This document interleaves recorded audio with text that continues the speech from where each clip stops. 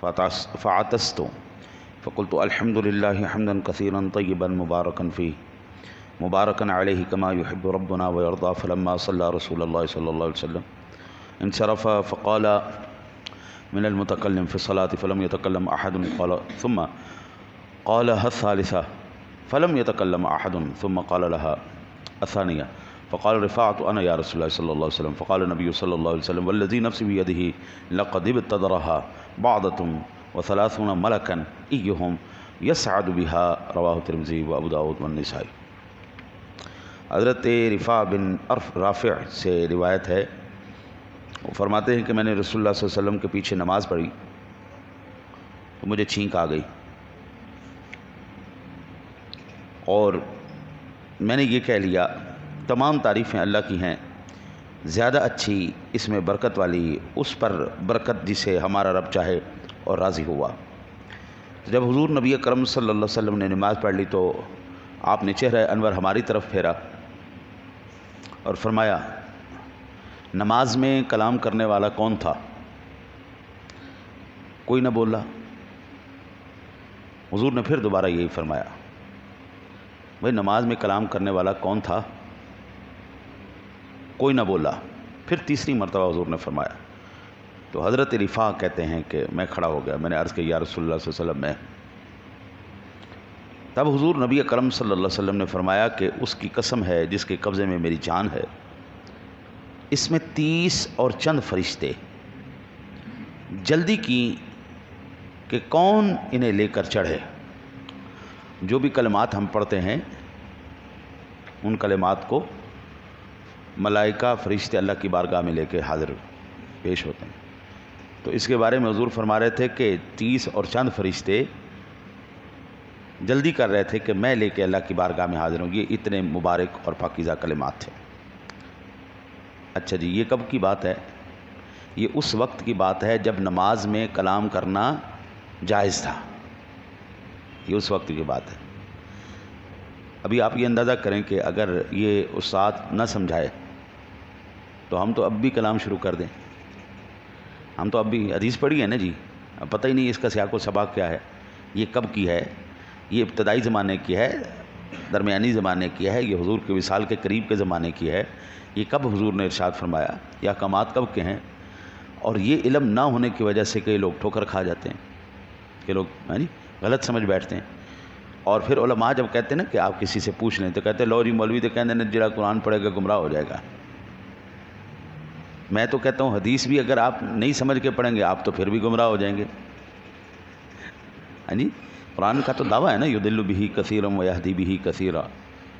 اس کو پڑھ کے کئی گمراہ ہو گئے اور کس کو پڑھ کے کئی ہدایت پہ آ گئے.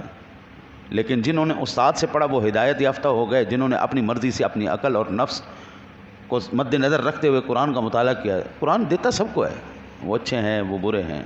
اسی طرح حدیث پاک میں مواد سب کے لیے ہے.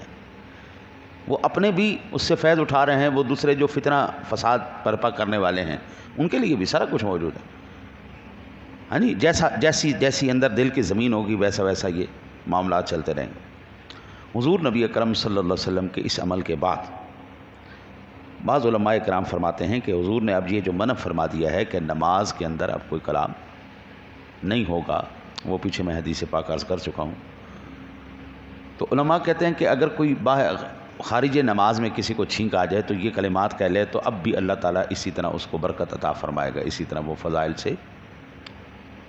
علماء کہتے ہیں کہ بعض کا یہ جو ہے نا جی وہ موقف ہے. وہ کہتے ہیں کہ آپ ایسا کریں نماز کے اندر آگ جائے کسی کو تو زبان سے یہ الفاظ ادا نہ کریں، دل میں یہ ادا کر لیں.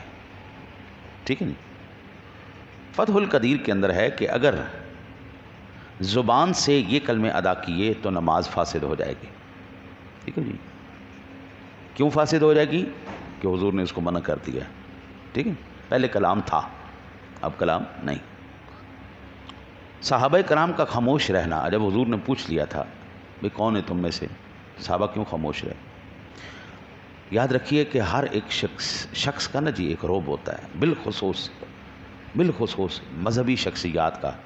جو جتنا دین اور اللہ اور اس کے رسول کا وفادار ہوتا چلا جاتا ہے نا جی، وہ اتنا ہی اس کی شخصیت میں اللہ روب ڈال دیتا ہے.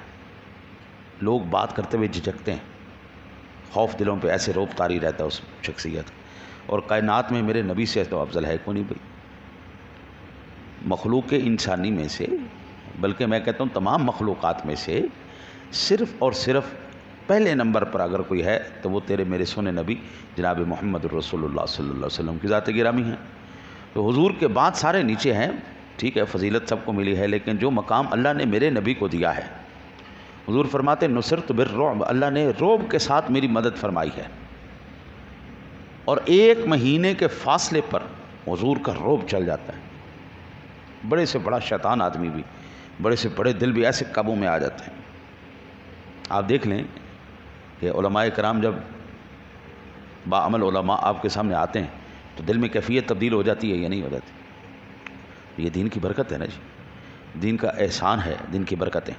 تو یہاں سے معلوم ہوا کہ اگر کوئی بندہ یہ کلمات کہہ لیتا ہے تو نماز کے علاوہ تو اللہ تعالیٰ انشاءاللہ تعالی العزیز اس کو یہ فضائل سے سرفراز فرمائے گا، اور اگر نماز میں اب یہ کلمات اگر کہے گا تو پھر یہ نماز فاسد ہو جائے گی۔